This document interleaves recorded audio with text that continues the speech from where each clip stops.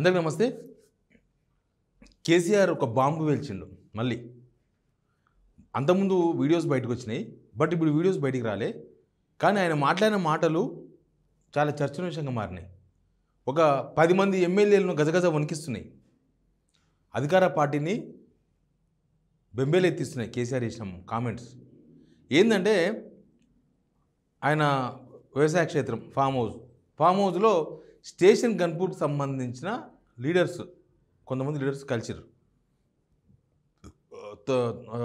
మాజీ ఎమ్మెల్యే తాడికొండ రాజయ్య ఉన్నాడు కదా, మాజీ మంత్రి కూడా, ఆయన తీసుకొని పోయిండు.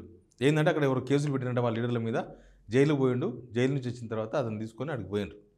పోయిన తర్వాత కేసీఆర్ స్టేట్మెంట్ ఏం తెలుసా, నెక్స్ట్ 10 బై ఎలక్షన్స్ రాబోతున్నాయి, 10 నియోజకవర్గాల్లో 10 బీఆర్ఎస్ గెలుస్తుంది. ఇది కేసీఆర్ స్టేట్మెంట్. ఇప్పటిదాకా అధికార పార్టీ నుంచి కనీసం కౌంటర్ కూడా లేదు, కనీసం మేము గెలుస్తామన్న కౌంటర్ కూడా లేదు. అసలు ఏంది కేసీఆర్ 10కి 10 గెలుస్తాం అని ఆయన ఏ ధీమాతో మాట్లాడుతున్నాడు? సేమ్ టైం ఇక్కడ అంత ధీమా ఎందుకు కనబడతలేదు కాంగ్రెస్ శిబిరంలో? ఈ రెండు చాలా ఇంపార్టెంట్. ఈ రెండు సంబంధించిన వార్త చూసే కన్నా ముందు నా రిక్వెస్ట్ ప్రతిరోజు చేస్తున్నా మీకు, ఈ వీడియో చూస్తున్న వాళ్ళు దాదాపు 100కు 60 మంది సబ్స్క్రైబ్ చేసుకోవడం లేదు.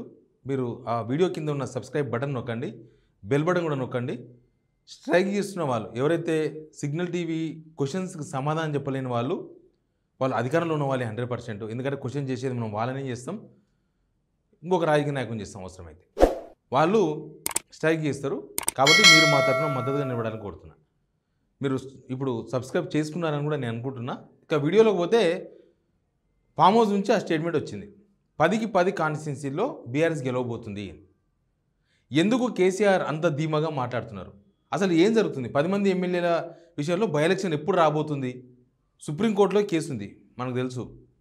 అక్కడ సుప్రీంకోర్టు జడ్జ్ గవాయ్ గారు ఈ కేసును ఆయనే డీల్ చేస్తున్నారు.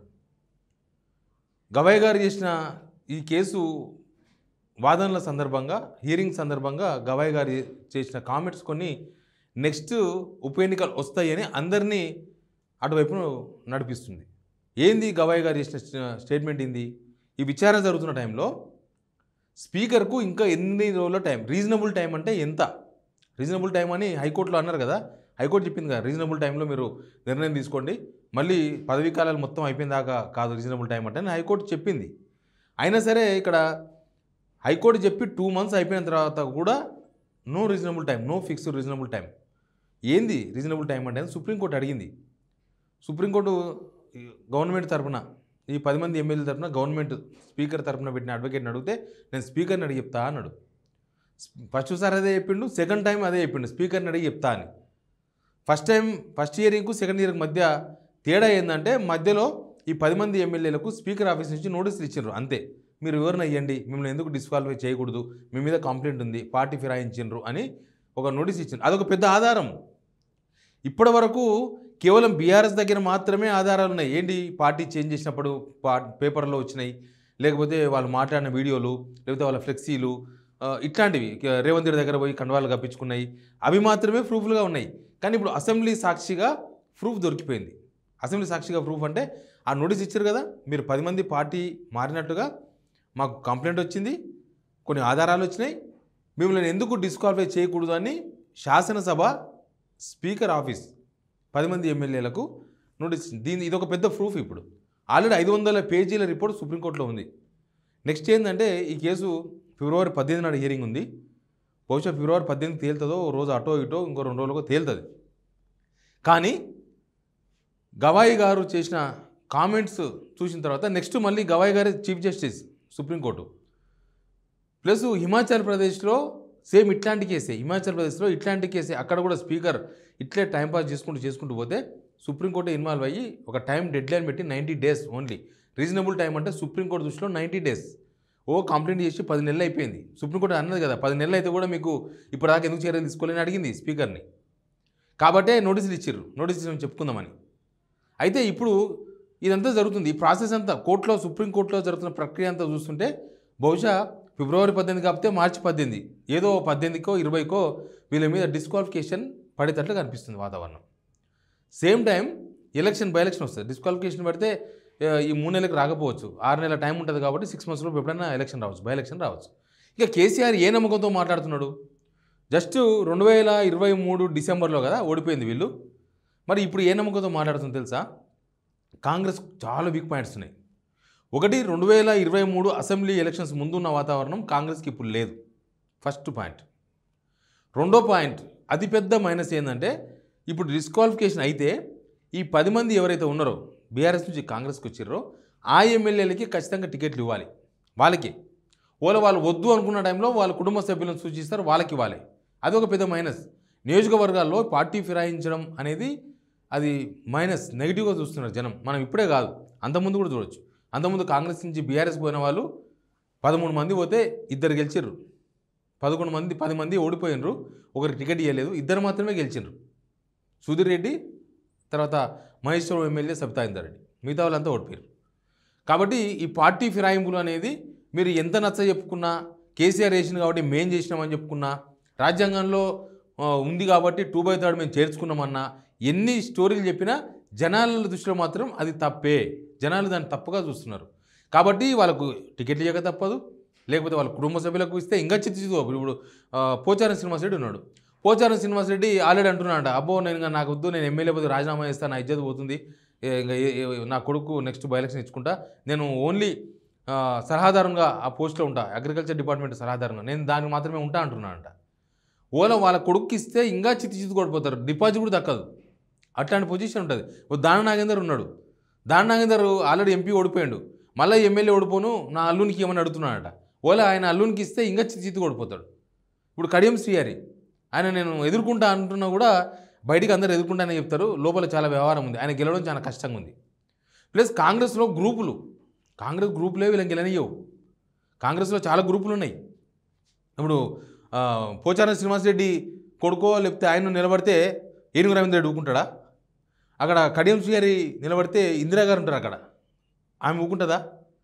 ఇప్పుడు జగిత్యాలలో డాక్టర్ సంజయ్ నిలబడతాడు, జీవన్ రెడ్డి ఊకుంటాడా? ఇట్లా ప్రతి కాన్స్టిట్యున్సీలో ఇక్కడ యాదయ్య నిలబడతాడు, భరత్ ఊకుంటారా? ఎవరు ఊకోరు. కాంగ్రెస్లోని గ్రూపులే వీళ్ళని ఓడించడానికే సవాలక్ష ప్రయత్నాలు చేస్తారు. కాబట్టి కాంగ్రెస్ గెలిచేందుకు అక్కడ జనాలలో గవర్నమెంట్ మీద మంచిగా లేదు, ఇచ్చిన హామీలు అమలు చేయలేదని, లేకపోతే ఈ 14 నెలల్లో ప్రభుత్వం మీద విరక్తి పుట్టింది జనాలకి. అందుకే అంటున్నా, అసెంబ్లీ ఎలక్షన్స్ ముందు ఉన్న వాతావరణం ఇప్పుడు లేదు కాంగ్రెస్కు.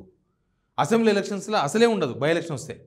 కాబట్టి జనంలో మైనస్ ఉంది, క్యాడర్లో నెగిటివిటీ ఉంది, సొంత పార్టీ వల్లే వీళ్ళని ఓడించడానికి తయారుగా ఉన్నారు, వీళ్ళ మీద జనాల్లో నెగిటివ్ ఉంది, పార్టీ మీద నెగిటివ్ ఉంది, ప్రభుత్వం మీద నెగిటివ్ ఉంది, ఇన్ని మైనస్లు ఉన్నాయి. కాబట్టి కేసీఆర్ బహుశా 10-10 గెలుస్తామని చెప్తుండొచ్చు. వాళ్ళకు నెగిటివ్ ఏముంటుంది, బీఆర్ఎస్కు ఇప్పుడు నెగిటివ్ ఏముంటుంది? వాళ్ళు ఓడిపోయినరు. ఫామ్ హౌస్లో కూర్చొని కాలు బయట పెట్టకుండా సింపతి పొందిన ఏకైక లీడర్ కేసీఆర్. ఎందుకు చెప్తున్న మాట అంటే దీనికి కారణం వీళ్ళే కదా. వీళ్ళే పొద్దుగాలు వేస్తే కేసీఆర్ జపం చేసిరి. సేమ్ టైం ఒక గవర్నమెంట్ వచ్చినప్పుడు పాత గవర్నమెంట్ను గుర్తు చేసుకోలేకుండా పరిపాలన చేయాలి. మనం మంచిగా ఉందనుకో, మన బ్యాడో వెనక ఉన్నాయి గుర్తు చేసుకుంటామా? మళ్ళీ పాత గవర్నమెంటే బాగుంది అని జనం గుర్తు చేసుకుంటున్నారంటే మనలో లోపం ఉంది. కాంగ్రెస్ గవర్నెన్స్లో లోపం ఉంది. వీళ్ళు చెప్పిన చేయకపోవడం, లేకపోతే వీరి పరిపాలన అనుభవం లేకపోవడం, జనాలకు నచ్చ చెప్పే విధంగా వీరి పరిపాలన లేకపోవడం, హైడ్రా, మూసి, కూల్చివేతలు, ఇట్లా రకరకాలుగా ప్రభుత్వం తీసుకున్న చాలా నిర్ణయాలు జనాలకు రుచిస్తలేవు. జనాలంతా కూడా వాళ్ళ సంబంధం లేకపోయినా, ఇప్పుడు ఎక్కడో మేడ్చలో ఒక ఇల్లు కొలగొడితే అక్కడ ఎక్కడో ఎలుగునారులో ఉండే ఆయనకు సంబంధం లేదు, కానీ ఆయన చూస్తాడు. చూస్తే ఏ మనిషివా ఈయన కటన్కి చాద కాలేదు కానీ కూలగొడుతున్నాడు అంటారు. హైదరాబాద్లో కూలగొడితే ఊరోళ్ళు మాట్లాడుతున్నారు, ఊళ్ళో ఏం చేసినా ఆయన మొత్తం కూలుస్తూనే ఉన్నాడు కదా రేవంత్ రెడ్డి అని. విధానాలు నచ్చలేదు. ఇట్లా మొత్తం ఈ 14 నెలల్లో కాంగ్రెస్ గవర్నమెంట్ కావాల్సినంత వ్యతిరేకతను మూట కట్టుకున్నది. కాబట్టి ఇప్పుడు బై ఎలక్షన్స్ వస్తే మేము గెలుస్తామన్న ధీమా కేసీఆర్లో కనిపిస్తుంది. వీళ్ళెవరు మేము గెలుస్తామని ఎవరు చెప్తలేరు, పోరాడతామని ఒకరు. అసలు అధికార పార్టీ వాళ్ళు, ఒరిజినల్ కాంగ్రెస్ వాళ్ళు ఈ బై ఎలక్షన్స్ రావాలా అని కోరుకుంటలేరు. అక్కడనే మీరు అయిపోయింది. మీరు ఒకవేళ బై ఎలక్షన్స్ రావాలని కోరుకుంటే ఇప్పటిదాకా దీన్ని గుంజుకుంటూ రారు. ఇంకా సుప్రీంకోర్టులో లక్షలు తగలబెట్టి సీనియర్ అడ్వకేట్లను పెట్టి వాదనలు చెయ్యరు. ఎప్పుడో వాళ్ళతో రాజీనామా ఇప్పించేసి చలో బై ఎలక్షన్ చెప్పిపోయేవాళ్ళు.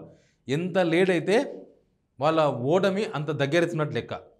గుర్తుపెట్టుకోండి, ఎంత దూరంగా అంటే ఎంత లేట్గా బై ఎలక్షన్ వస్తే వాళ్ళ ఓటమి అంత దగ్గరగా వస్తున్నట్లు. ఎందుకంటే ప్రభుత్వం మీద ఇంకా వ్యతిరేకత పెరుగుతుంది, వీళ్ళ మీద వ్యతిరేకత పెరుగుతుంది. ఇవన్నీ జనం చూస్తూనే ఉంటారు కదా. కాబట్టి కేసీఆర్ అట్లా మాట్లాడుతున్నాడు. ఎనీవే త్వరలో బై ఎలక్షన్ రాబోతుంది. 10-10 గెలుస్తున్నామన్న కేసీఆర్ కామెంట్ మాత్రం కాంగ్రెస్లో ఒక చర్చకు దారితీసింది. అసలు దాని మీద స్పందించనేందుకు కూడా కాంగ్రెస్ వాళ్ళు ఎవరు సిద్ధంగా లేరు. వస్తే పోతే మాకేం సంబంధం అవి కావు అంటున్నారు. కానీ ఆ 10 వాళ్ళవి కూడా కావు, బీఆర్ఎస్ కూడా కావు. ఎందుకంటే వాళ్ళు ఇప్పుడు మీతోనే ఉన్నారు. మీవే అయితే మీ బలం ఎంత అంటే 65 + 1 + 10 అని చెప్పుకుంటున్నారు కదా మీరు. అసెంబ్లీలో టెక్నికల్ విషయాలు వేరు, కానీ మీరు ఈ 10 మంది మా వాళ్ళే అని చెప్పుకుంటున్నారు కదా. అట్లాంటప్పుడు మీ వాళ్ళు కాకుండా ఎట్లా పోతారు? రేపు నాడు దానిలో ఒక 6 మందో 7 మందో ఓడిపీకిరు అనుకో, వాళ్ళు మీ వాళ్ళు కాకుండా పోతారు. ఇప్పుడు వీళ్ళు ఒక్కరైనా గెలుస్తారా అన్న ఆల్రెడీ చర్చ స్టార్ట్ అయింది. ఈయన గెలుస్తాడా, ఆయన గెలుస్తాడా, ఎవరికి పర్సనల్గా ప్రభుత్వంతో సంబంధం లేకుండా, పార్టీతో సంబంధం లేకుండా పర్సనల్ లెగసీతో గెలిచే వ్యక్తి ఎవరు ఈ 10 మందిలో అంటే ఒక్కరు కూడా కనిపిస్తలేరు. ఎనీవే కేసీఆర్ ఇచ్చిన స్టేట్మెంటు కాంగ్రెస్ వాళ్ళు ఇప్పటి నుంచి స్పందించకపోవడం ఇవన్నీ చూస్తుంటే త్వరలో బై ఎలక్షన్స్లో జరగబోయేది ఏంది అనేది మాత్రం చాలా ఇంట్రెస్టింగ్ అనిపిస్తుంది. Please subscribe signal TV.